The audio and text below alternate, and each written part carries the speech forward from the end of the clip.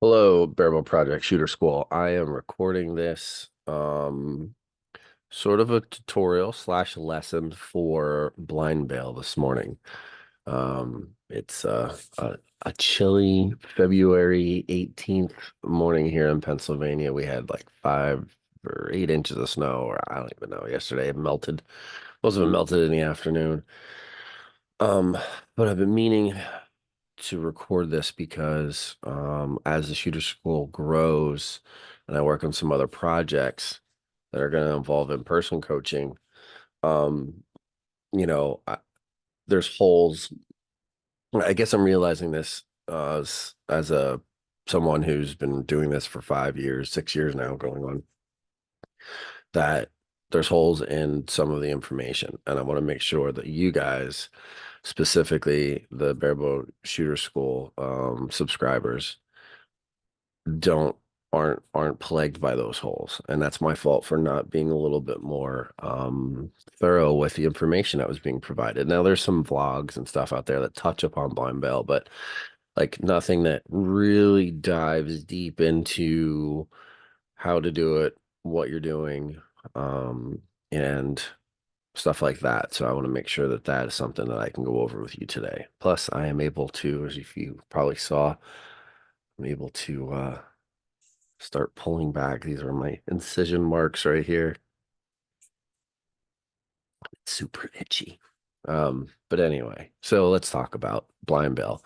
So I'm in the Barebow Project Shooter School section, and I'm under shooting drills and training, and I'm under the blind bale materials tab. I'm going to be putting a lesson, blind bale lesson number 1 in here, which is this one. And we will kind of break down the steps of blind bale, what it's to be used for, and kind of go over the whole thing, really. Um, One specific thing I want to mention that has to be mentioned is that blind bale is with your eyes closed. Some people use the term blank bale, no target, and blind bale in conjunction with the other. I don't. I use blind bale specifically, that is eyes closed. But when you close your eyes, how you close your eyes is very important. Um, I put in here some general steps of blind bale. Step 1, mentally review steps of the shot process. That includes everything from stance, and I might edit this and probably put some of this in there, from stance all the way to the end to feedback. Um, Draw to load, continue through steps of the process and learning. It's and as learned in form section of the class, and aim for a minimum of 2 seconds. Then that would refer you to the section right before it. If you haven't gone through that first, close your eyes after aiming, focusing on the hold, all tension to build of the hold, and focusing on repeating finish up the shot, including feel. That is like I have to change that. I don't like the way it reads. The type's better than it read. Finish up the shot, including feel of the release and bow arm. So what does that look like from a visual standpoint? Well, obviously I'm sitting at my desk, but that's okay. You're going to pretend that I'm standing on a shooting line right now. What does my stance look like? Everybody knows what that I teach, a slightly, very, very slightly open stance. But I mean, I'm not here to tell you what direction you have to go. Just do whatever it is that you do that makes it work for you.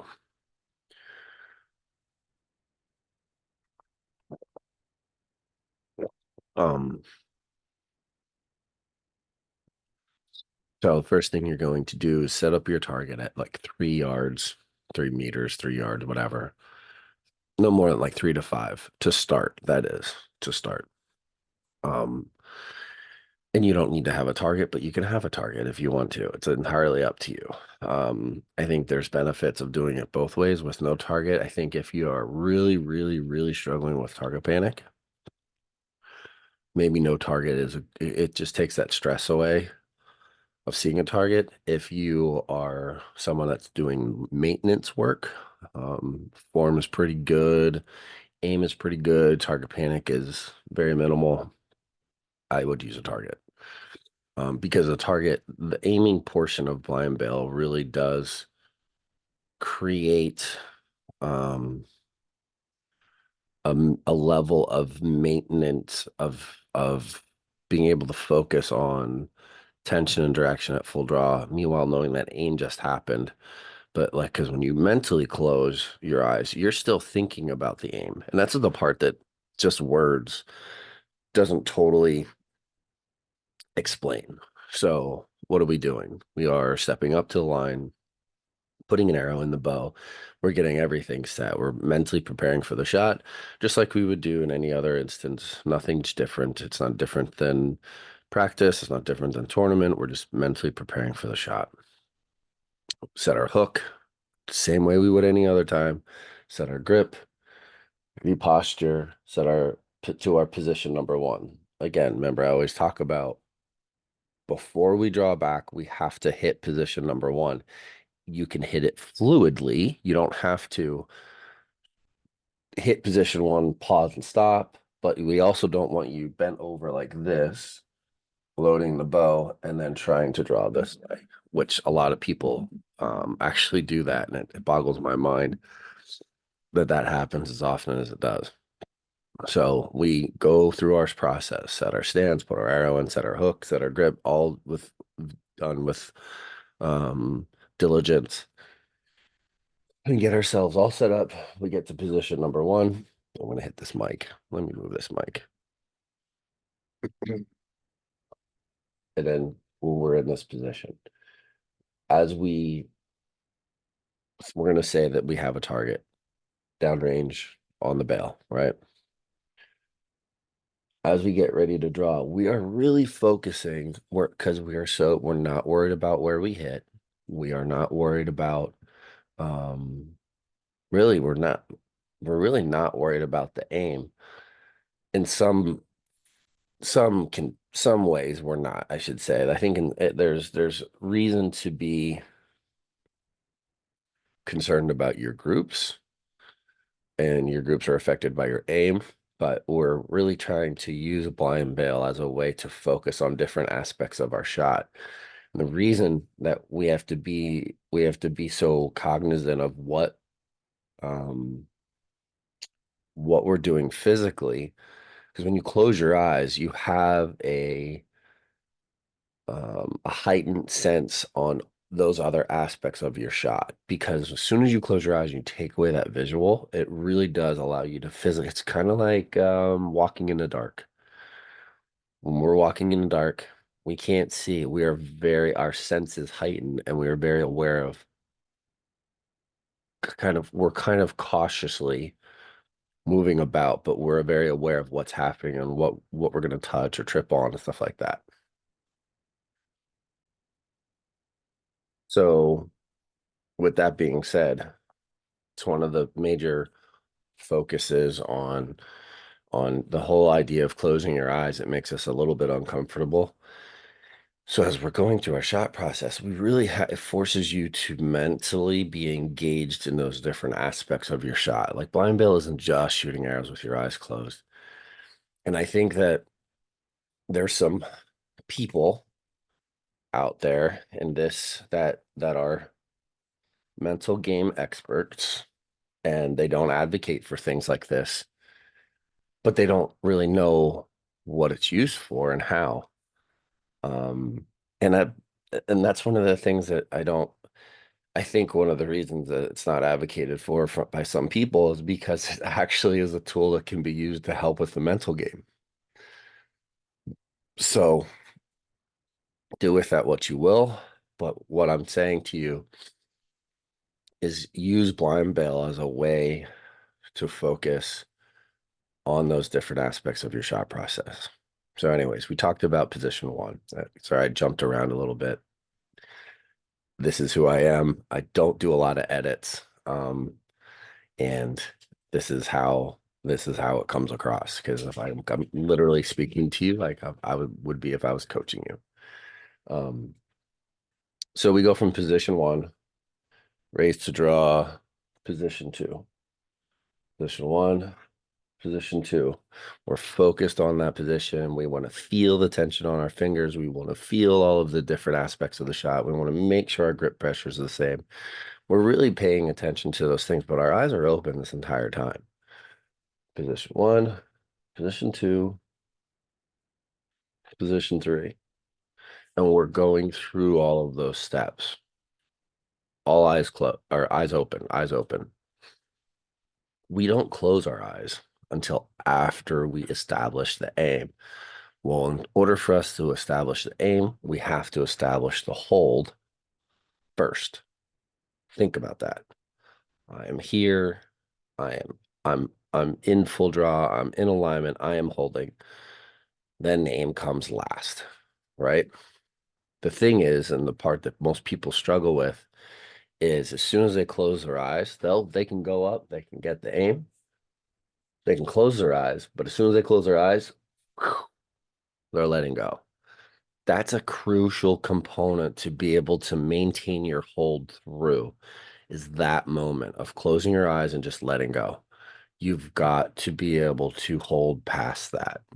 Holding, because you're still visualizing the aim. You close your eyes, you're still visualizing the aim and you're feeling the hold. Remember, we can feel much more intently when our eyes are closed. So that moment is position one, raise the draw, position two. For me, it's fluid, so it's like this. Right now, I'm aiming.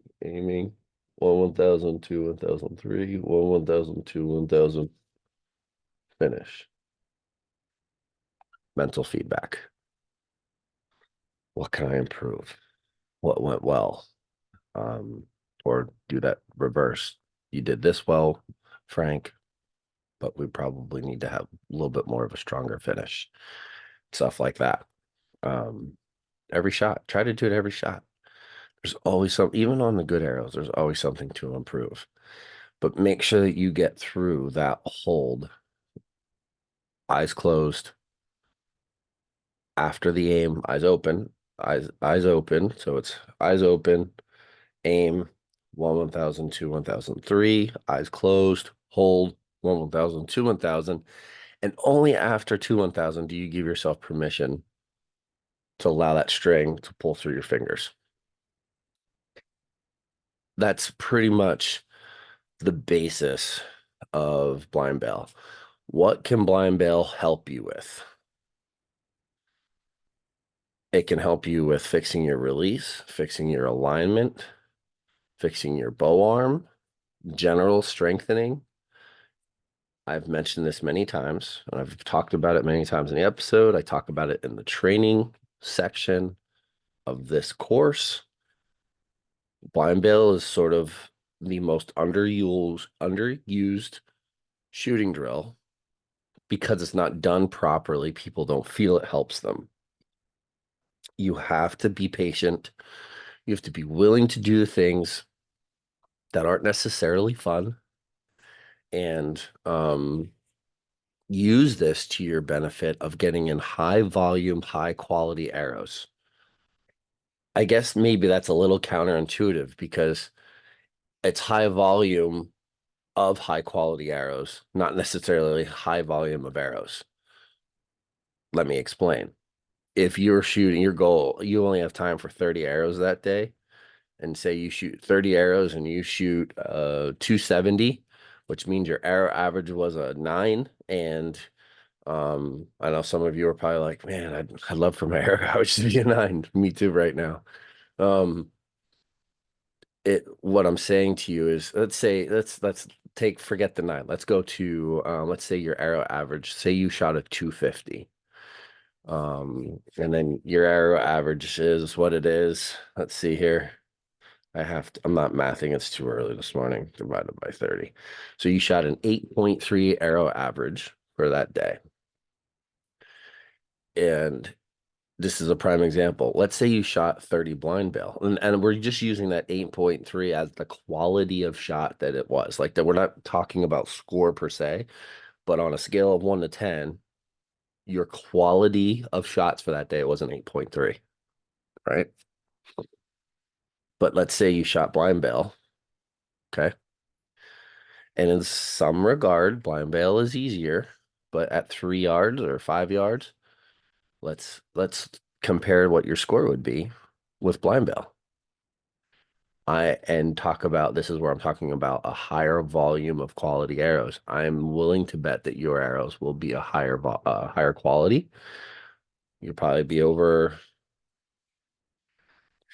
high eights up to 9.5 is my guess, especially at that closer distance. It's obvious, right? It's obvious. That's what I'm talking about, a higher volume of high quality. It's not necessarily changing the volume of arrows you're shooting, just the amount of those arrows that are higher quality. That's what blind bale does. And that's something that you should implement into your training. I would do it every week minimum, even if it's only a handful of arrows before you shoot or after you shoot, or you have 15 minutes to train that day at home and you do it in the garage or down the hallway or whatever. It's definitely a good tool to use. So with that being said, this is your lesson number 1 on blind bale. I'm just calling it that because I don't know if I'm going to add an additional lesson down the road or not, but this is the first one. So enjoy, good luck, and thanks again for all your support.